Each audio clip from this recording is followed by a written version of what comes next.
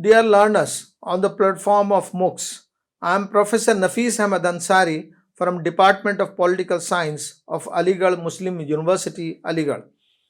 The today's topic is the journalist and specialist cause of conflict.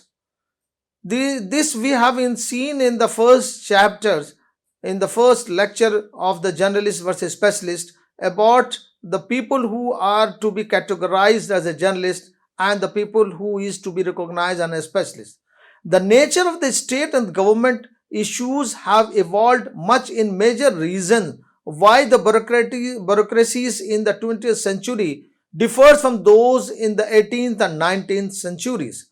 The nature of the contemporary administrative system has been shaped by large scale industry, labor divisions, the rapid advancement of applied science, the concentration of economic power, and the growing awareness of the state duty to improvised.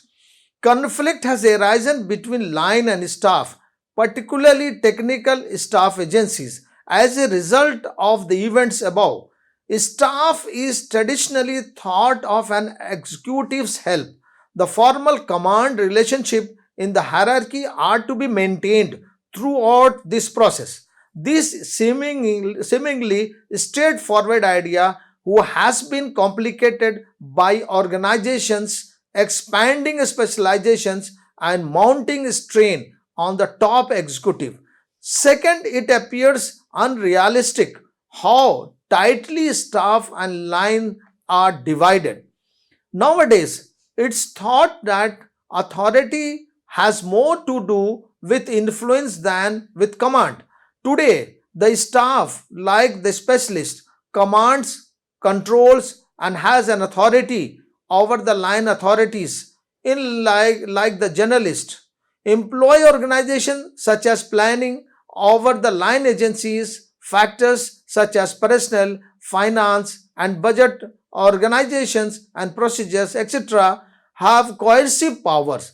People with advanced intellectual standing and specialized training handle staff duties. Their proximity to the CEO imbues their work with exceptional significance. When try to understand this in Indian context, we see that since planning was introduced, the dispute between journalists and specialists in the Indian administrative system has gained significant tractions. India has integrated democratic and socialist economic planning to diversify the economy. She has started an extensive industrial development initiative, mitigating wealth disparities and advancing the well-being of the largest possible populations are congruent goals. In summary, India is a welfare state whose primary goal is to create a socialist social structure. This refers to the increasing state activity to achieve these goals.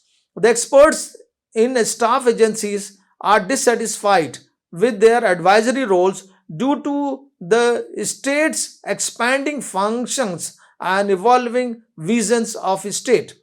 It is believed that the administration in developing economies should rely more on quick work based on professional knowledge in various development disciplines and less on formalities, rules, regulations. It is argued that the dynamic environment brought about by a nation's need for quick, multifaceted development necessitates a shift in the guiding ideas and practices of governance so that science and technology, two natural partners of progress, are given credit where credit is due. It is noted that this is not feasible as long as the people in charge of the administrative apparatus are only moderately knowledgeable in science, technology, economics, and other subjects. It has been said that non-technical civil servant is typically unable to make an informed decision on technological matters in the current era of quick advancing technology. It is stated that a layperson with pet ideas is the most dangerous person. In actuality, only technical journalists can manage engineering firms in the present world. Dr. K.L. Rao has provided support for this claim. After analyzing Dallas Venture Capital's DVC administrative processes, he concluded that non technical administrative men should have been responsible for this project. For years, the DVC was without a chief engineer. The non technical administrators are at the top, were advised by foreign experts who were brought in. The work cost was more than it would have been had native response been used. The work cost was more than it would have been had native resources been used. Dr. Rao believes the most crucial lessons from the DVC enterprise is the importance of stating engineering projects under technical management. Highly qualified technical professionals must construct the engineering works to prevent incorrect plan implementation. In most projects, labor costs are roughly 10 to 15%, while material make up is 60 to 70%. Making right material choice can result in a significant cost savings, which engineers can do. Only the technical man positioned at the top have the authority and obligation to take on new tasks. According to Professor V.K. Menon, a journalist head of the department is likely to view things which from the point of view of a secretariat journalist administration rather than the department's technical work. It is next argued that planned development suffers when persons drawn from the generalist service are appointed as heads of departments concerned with development.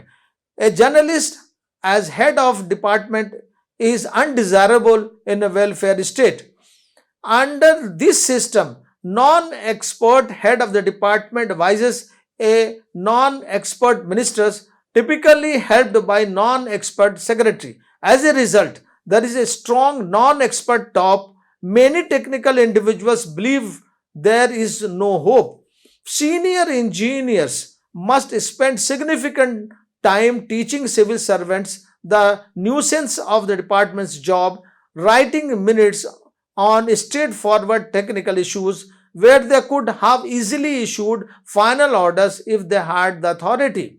Another anomaly is that the department head bears sole accountability for the department's effective operations. His initiative alone will determine how far it goes, and a secretary with the authority to overrule him is not accountable for implementing departmental or technical recommendations. Thus, there is a structure in which authority and accountability exist independently. Additionally, there are frequent transfer of officers between departments under the current structure. These transfer cause confusions and a loss of continuity within the department. Gaining proficiency in one's departmental matters takes time. Before once, when he discovered his employment, he was moved.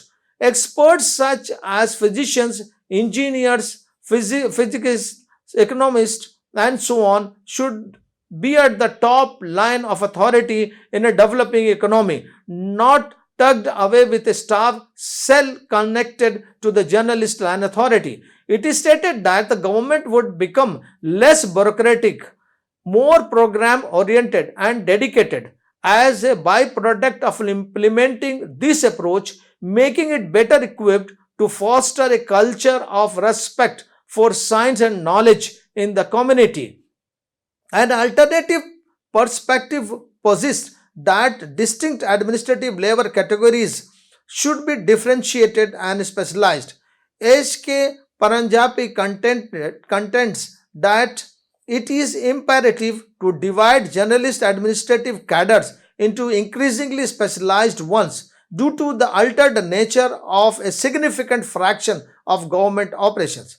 The main thrust of the argument supporting a specialist in the Indian administrative system, particularly at the top, is that management and administration should possess extensive knowledge of business they oversee. The focus should be shifted from a bureaucratically controlled theory to a self sufficient informed setup. This would affect how plans are formulated and carried out scientifically and practically. Politics in action is what administration is. As a result, it cannot be separated from the political system. Paul H. Appleby states, in a conditions of increasing complexity, government is the primary indispensable institution capable of maintaining an advancing state of balance. Its task is to make sense of rapidly expanding variety of specialized professions and interest on a broad scale. Journalist knowledges the difference between the administrative requirements of a planned emerging economy and laissez-free one. Regardless of a public servant administrator's initiative level of specialization and interest, their upward advancement entails progressively greater responsibility for upholding the government's and their masters' overall viewpoints. Appleby states, once general ignorance increases disproportionately as one's knowledge increases in a specialized way through study or situation and assignment. Procalism in the cost of specialization. Work in top management necessitates broad knowledge. It necessitates an overall perspective. It requires a proven capacity for autonomous leadership and the desires to take over ownership of a choice. It requires patience, detachments, and the capacity for long term thinking. An effective generalist administrator can perform this role. A specialist ability to advance in their particular area of expertise will decrease the more involved in administration they become. From this, two outcomes would emerge. Number one, they will become disconnected from their subjects and lose their unique value to the government. And number two, they are less fortunate colleagues who have more time to dedicate to their subjects but are not a powerful will become less respectful of their specialized bosses' expertise.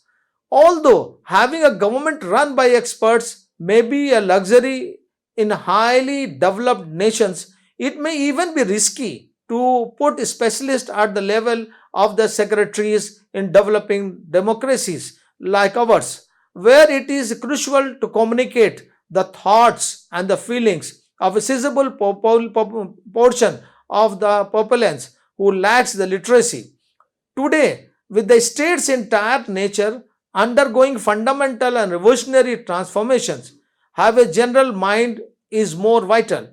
A narrow approach and a specialized intellect are more of a hindrance than an aid in the situation. An individual with extensive knowledge in a narrow discipline cannot possess the vision, the foresight necessary for modern state administration. N.V. Gargill once said, we should prioritize the general mind over a specialized mind. In reality, what is required is not a comprehensive understanding of the subject matter, but rather appropriate methodology and viewpoint from which the individual examines the issue. The administration's primary duty is to make generalizations. The greater the level of specialization, the greater the requirement for the generalization to arrange technical knowledge in a way that would make policymaker easier. According to Appleby, due to the increase in the technical character of the government activities, the need for journalist personnel who can sensibly relate different aspects of matters will increase both in importance and in number at geometric ratio. The top journalist develops into an expert in generalizations. A large portion of specialist complaints are acquisitions direct towards the generalized. It is not good for journalists.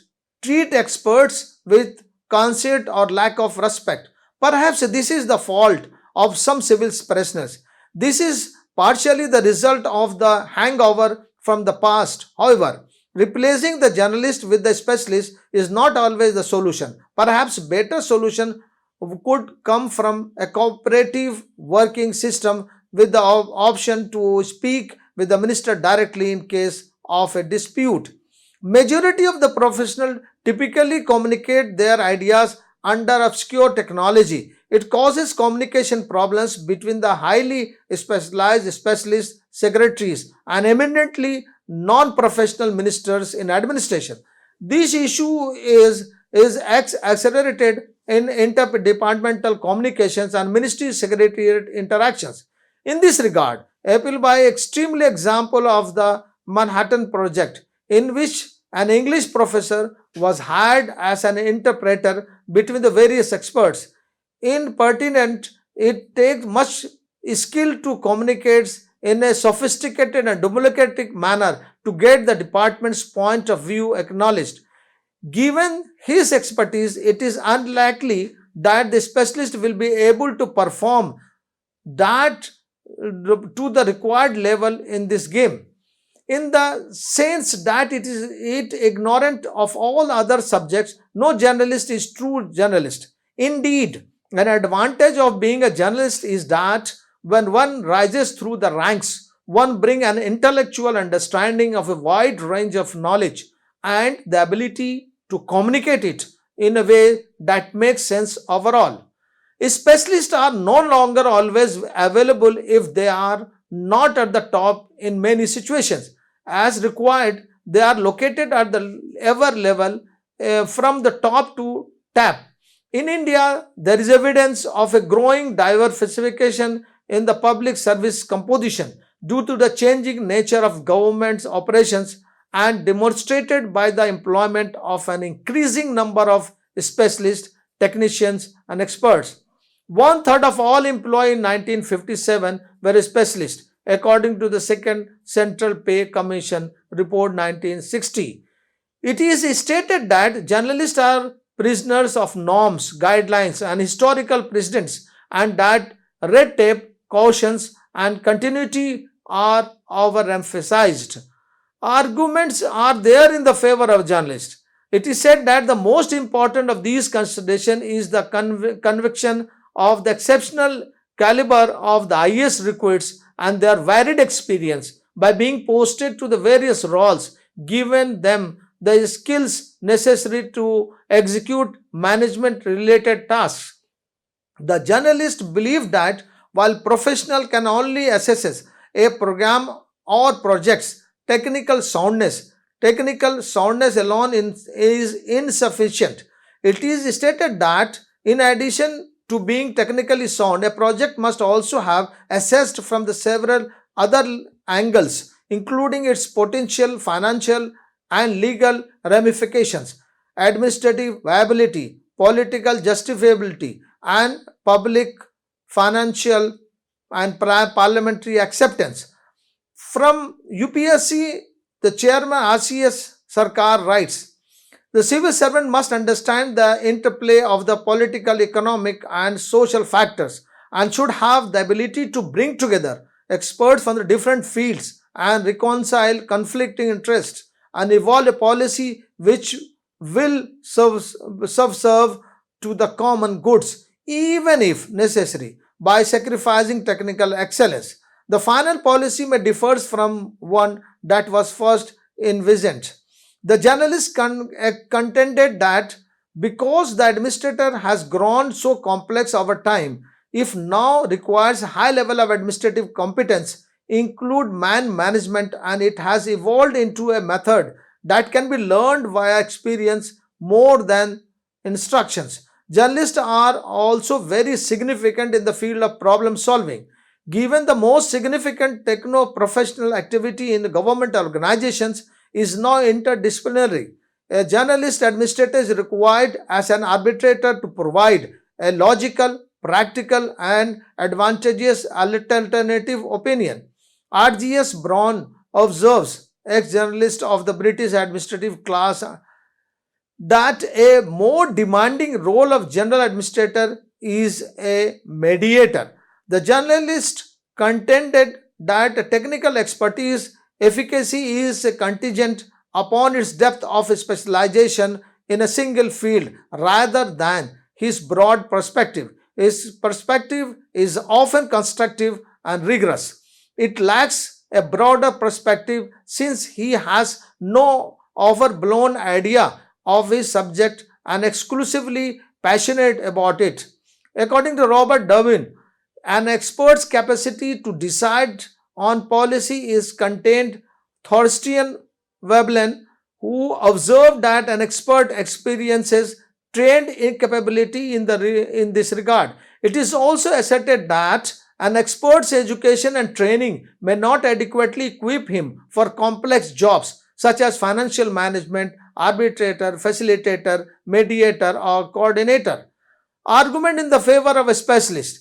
A developing nation such as India needs a scientific perspective, not an administrative one.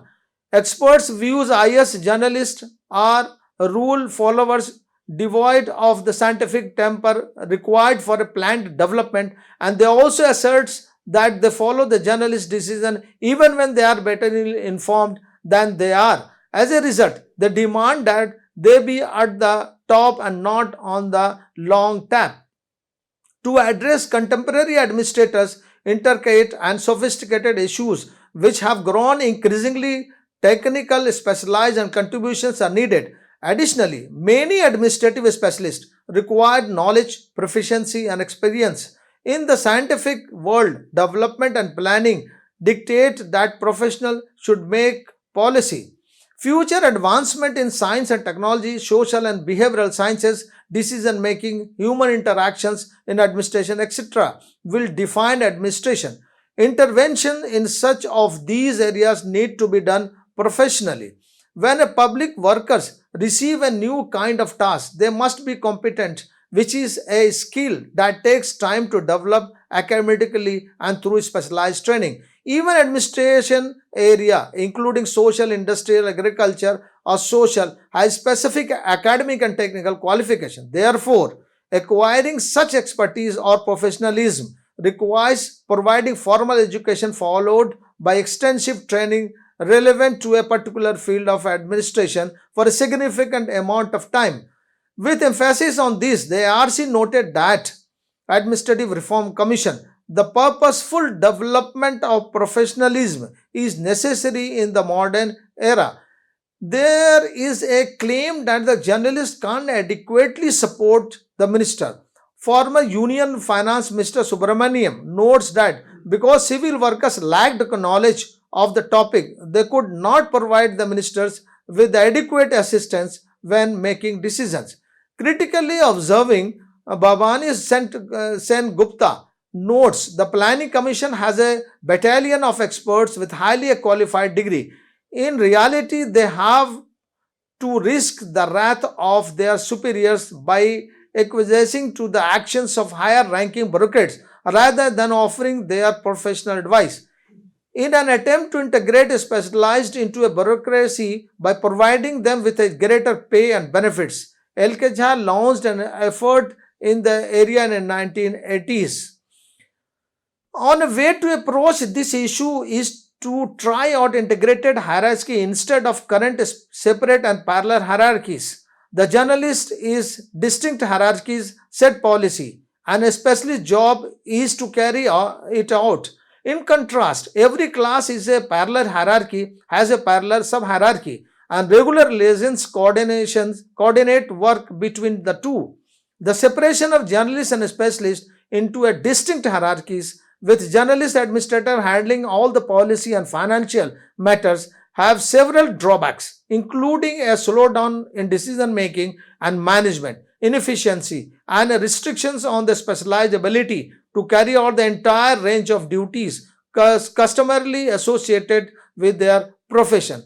To get past these obstacles and eliminating the ones that currently prevent, especially from raising to the top level of management, more opportunity must be made available by appropriate changing the widely held belief about the monopoly of journalists. That is, by promoting the open or admission of specialists as policy and administrative functionaries at crucial level. The specialists should be included in the primary administrative hierarchy and given equal responsibilities for managing and formulating policies with other generalist administrators.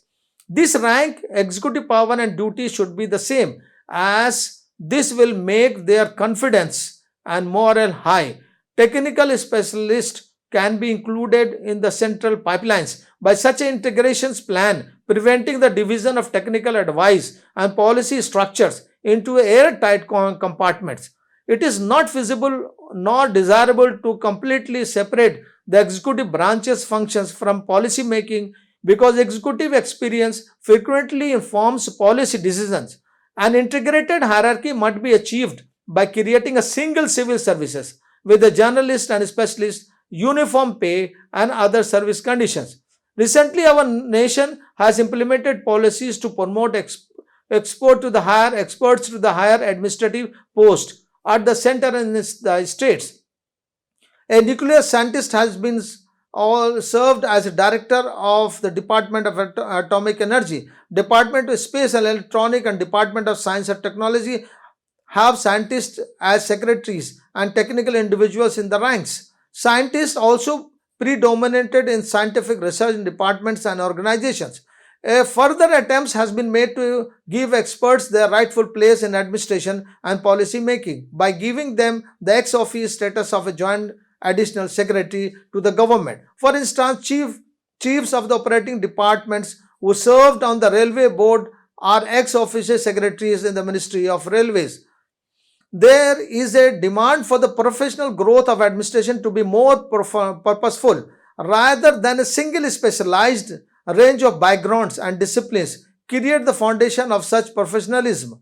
For instance, those in charge of a price policy must know sufficiently about each specific initiative's financial effects to not only effectively execute programs but also support and advise the top political executives on matter of important policies. The government must therefore assemble at the top an experts layer of professionals who although initially becomes from either the journalist or the specialist background, would need to be developed into a professionally competent group. The ARC also believes that the growth of professionalism in public services has to be done with a great purpose. Innovative training programs, career planning, and development could help achieve this. It is preferable to instill a specialized necessary journalist qualities and desirable functions specialization needed for journalists. Even though appropriate career planning isn't given much effort in the public sector, the Department of Personnel and Training needs to give some serious consideration. Through training initiatives like the Executives Department programs for senior officials, yearly training conferences on particular themes, etc., the Central Training Division of the Department of Personnel aims to educate journalists and especially about the advancement of the field and also in the various aspects of management, planning, etc. In concluding this area, we can say that, as we previously said, one of the main reasons for the dissatisfactions among the specialists is their demand for pay and benefit comparable to those of journalists. Since India's independence, there has been a competition between the professional journalists in the civil services, and this conflict will not go away as long as it persists, since efficient administration is necessary to provide the infrastructure needed to social, economic, and political progress. The disparity seems to be still there. Public administration will become more professional the sooner we allow experts to fill their rightful roles. But more than any other models, the naturalist model of a civil service fits within the framework of parliamentary democracy in India, a legacy of the British pattern that Indians are accustomed to. Thank you.